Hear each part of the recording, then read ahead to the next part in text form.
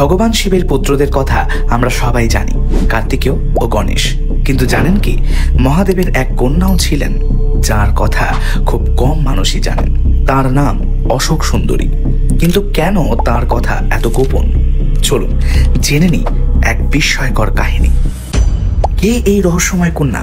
অশোক সুন্দরী হলেন দেবী পার্বতী ও মহাদেবের কন্যা, যার নামের অর্থ যে সকল দুঃখ দূর করে। পদ্মপুরাণে বলা হয়েছে, একদিন কৈলাসে পার্বতী দেবী একাকিত্ব অনুভব করছিলেন। শিব সবসময় তপস্যায় মগ্ন, কার্তিকেয় যুদ্ধক্ষেত্রে, আর গণেশ লীলায় ব্যস্ত। তখন পার্বতী দেবী কল্পবৃক্ষ অর্থাৎ ইচ্ছা পূরণকারী গাছের কাছে এক কন্যা লাভের জন্য প্রার্থনা করেন। কল্পবৃক্ষ তখন পার্বতী দেবীকে আশীর্বাদ দেন এবং তখনই জন্ম হয় অশোক সুন্দরী।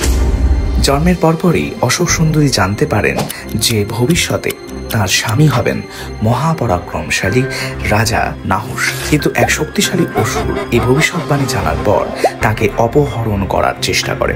তখন অশোক সুন্দরী নিজের দেবী শক্তি জাগিয়ে সেই অসুরকে ধ্বংস করেন। পরবর্তীতে তিনি নাহুসকে বিবাহ করেন, যিনি পরবর্তীতে ইন্দ্রদেবের স্থানে স্বর্গের রাজা হয়েছিলেন।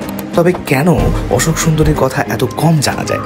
মহাদেবের অন্যান্য লীলাগুলোর তুলনায় তাঁর কন্যার গল্প তুলনামূলকভাবে কম প্রচারিত হয়েছে। মহাভারত, রামায়ণ বা শিব পুরাণে তার নাম তেমন উল্লেখ নেই, তবে পদ্মপুরাণ ও স্কন্দ পুরাণে তাঁর কথা লেখা আছে। দেবী লক্ষ্মী, পার্বতী ও সরস্বতীর মতো তাকে পূজা করা না হলেও উত্তর ভারতের কিছু অঞ্চলে তাকে মা দুর্গার অবতার হিসেবে মানা হয়। আপনি কি আগে কখনো অশোক সুন্দরী নাম শুনেছেন? আপনার কি মনে হয় এই কাহিনী আরও বেশি মানুষের জানা উচিত? কমেন্ট করে জানাতে ভুলবেন না আপনার মতামত। ভিডিওটি ভালো লাগলে লাইক, শেয়ার ও চ্যানেলটি সাবস্ক্রাইব করুন।